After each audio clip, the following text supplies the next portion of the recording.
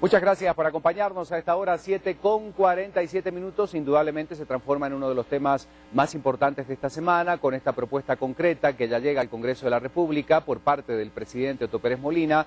Es el tema del que más se está hablando, no solamente por parte de los distintos sectores políticos, sino también por las distintas cámaras empresariales y distintos sectores del país que se pronuncian en relación al tema de la reforma fiscal, de esta reforma que, bueno, entre otras cosas, tiene como objetivo mayor recaudación y mayor financiamiento para los programas que se deben aplicar en este periodo de gobierno y sobre todo en este año 2012. Me da mucho gusto presentar a quien nos acompaña hoy. Él es exdiputado Aníbal García, secretario general del Movimiento Nueva República. ¿Cómo le va?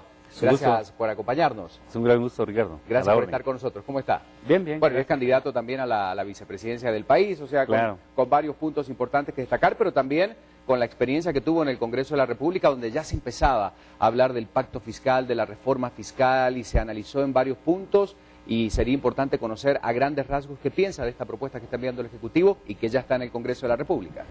Bueno, mire, lo primero creo yo que es importante reconocer que es de gran trascendencia que este gobierno, que es un gobierno, por decirlo así, de corte empresarial o muy apoyado por el sector empresarial, reconozca que en Guatemala tenemos que hablar de una reforma fiscal.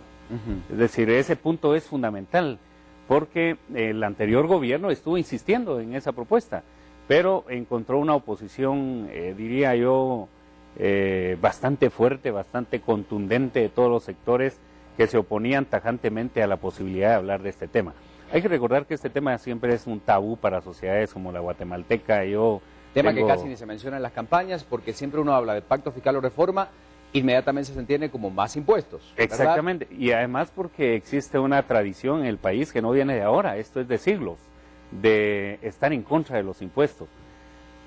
De manera que hoy lo que estamos viendo es la posibilidad de que podamos hacer una discusión seria de un tema que es serio, que nos conviene a todos y que por eso es bueno que el gobierno de la República se haya puesto pues al frente de esta situación.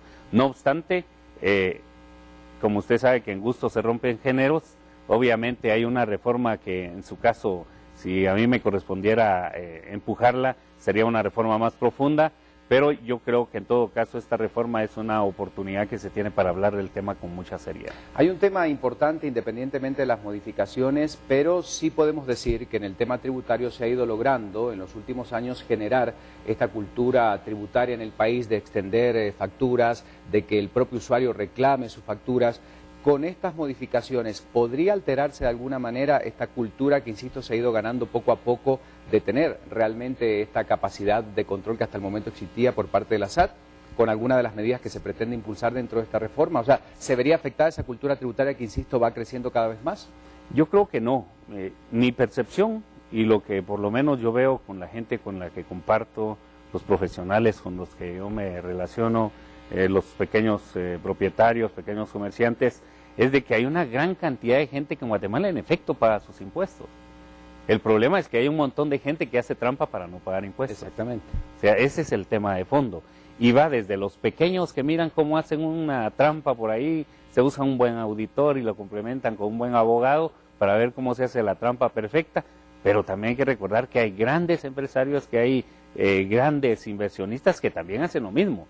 Entonces, me parece que ahí es donde deberían de apuntarse las baterías. Cómo luchar en contra de la evasión, cómo luchar en contra de esas trampas que al final de cuentas hacen que si esto fuera fútbol, los que respetan las reglas del juego tienen el ojo puesto de parte de la autoridad, pero el árbitro deja jugar a sus anchas a quienes hacen trampa y ya sabemos quiénes son. Ese es el problema de fondo. Pero yo esperaría que en todo caso esa cultura tributaria, esa cultura de cumplir con los impuestos y saber que es un acto de solidaridad y un acto de consolidación de las instituciones del Estado, de la democracia, puede hacer lo que prevalezca en todo caso. ¿Qué puntos desde su criterio debería incorporar esta propuesta? Ya hay algunos muy claros que se conocen en relación a algunos aspectos muy puntuales de esta propuesta. Habrá que conocer a lo largo, por supuesto, y a lo ancho de qué se trata y cuáles son todos los puntos de esta reforma, pero que no deberían dejar de estar incluidos dentro de esta propuesta que empieza a discutirse en el Congreso. Mire, hay tres puntos que a mí me preocupa que no los he escuchado y que he visto cierta reticencia a abordar el tema, y el primero es el tema de la evasión. Yo creo que es urgente que retomen el tema de la excepción al secreto bancario.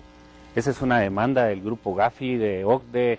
Hay una presión internacional para que nosotros accedamos a tener una legislación transparente. Somos un país que está en la lista gris porque aquí es fácil evadir impuestos y no queremos verlo. Y yo no veo que el presidente de la República sea contundente en esta propuesta. Obviamente tiene su rechazo de parte de algunos sectores muy poderosos,